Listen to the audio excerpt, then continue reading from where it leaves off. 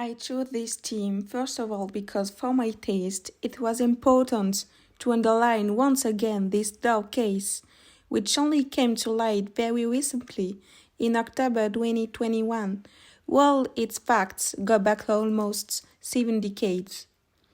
These facts have been hidden by the church for too many years.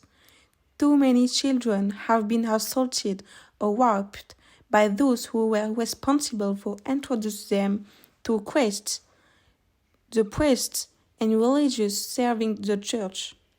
How can we want the world to be a better place when young children experience these kinds of events during their education and will be forever traumatized by life? I am a law student, so I can let you imagine the injustice I felt for the 70 years old victims, for example, who have had their cases barred by the statute of limitations, even though they were finally given the chance to speak out about what they experienced. The pain and resentment are still there. How can you not feel revulsion, disgust, shame, and overwhelm? I felt obliged to evoke this theme. A few words to finish. The objective is not to look at the past, but to prepare the future. The objective is not to remain silent, but to free one's voice. Hercules drama. Then for the blow, we had say to you that we adored Condol, and with this case, we have clearly served. So talking about this case was very important because it is one of the stories that made the most noise in the R&B world, and Hercules is the R&B stars par excellence, with a lot of great music such as I Believe I Can Fly, In the Ocean, I Wish, etc.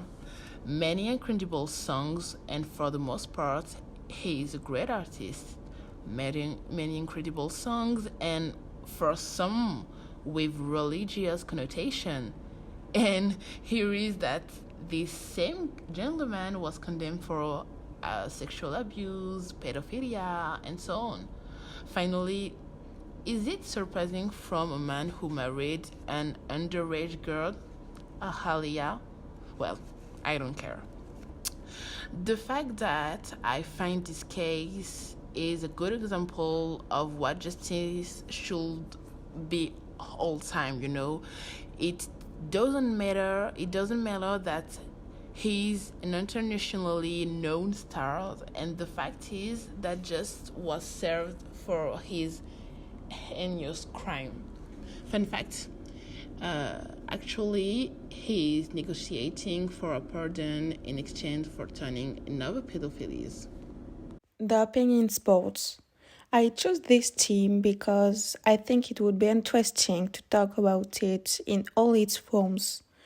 From my youngest age to my majority, I played tennis and I know how much competition can change the mentality of people. Nowadays, with radio, television, and any other media source, high-level sports is an area with considerable stakes, whether economically or socially speaking. For my part, I will compare the sports world to a vicious circle. Succeed one to succeed X times. High-level athletes are there to succeed in their career heavy burden. They dedicate themselves from a young age to a sport and work hard to succeed without really knowing their limits. And this is what it is very dangerous. The overwork forces them to find ways to hold on physically and morally. They have to win, and the pressure from the club and other athletes is very important. The impact of media sources is very influential in this area, and I think that through my analysis, I've been able to put into perspective the big questions raised by doping in sport.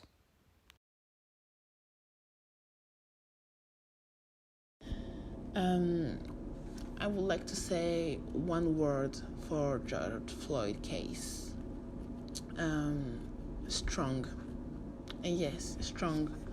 It is true that George Floyd is a victim among so many others, but his death had such a strong resonance, so great, so powerful that yes, it is really something strong.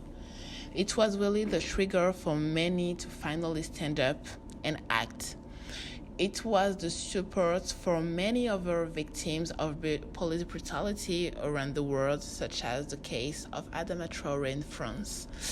And in our analysis, I could have told you about the case, as you must have heard so many times, I think, but I preferred to show you the impact that it had in France, especially because it is he's here that we are.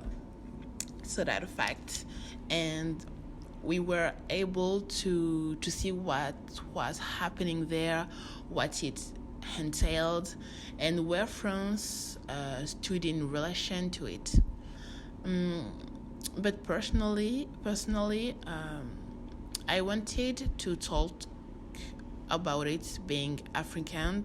That's the first things, but I was able to be part of the association that organized the demonstration in Angers of the Black Lives Matter movement, and we were a group of 10 girls, and I was so lucky enough to be able to make a speech in front of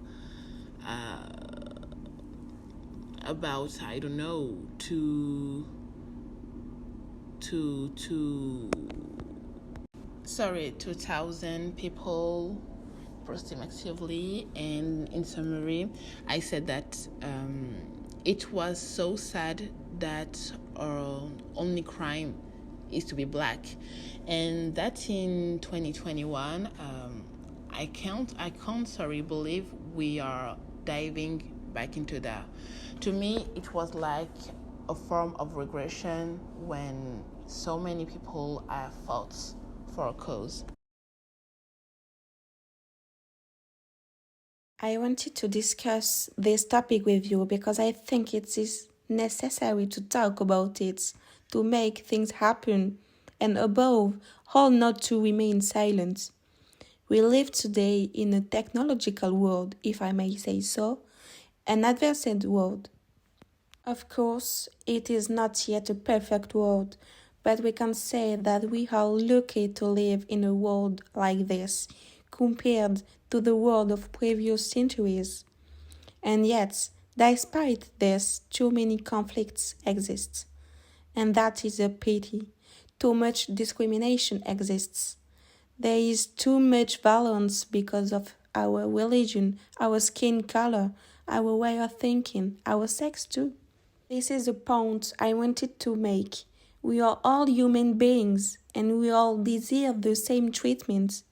There is too much discrimination against transgender people when it should be normal, when it should be possible for a person with psychological gender identity does not correspond to their biological sex. Hate and even less law should exist to prohibit something from a person who was not chosen his or her birth body, but has chosen his or her future body.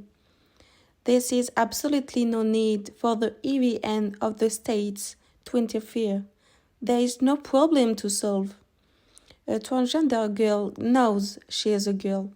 Beyond this inner knowledge, she looks like a girl. She acts like a girl. Her friends are girls. She is a girl. My final words will be the following. Banning transgender girls from sports does not protect anyone. It promotes hate.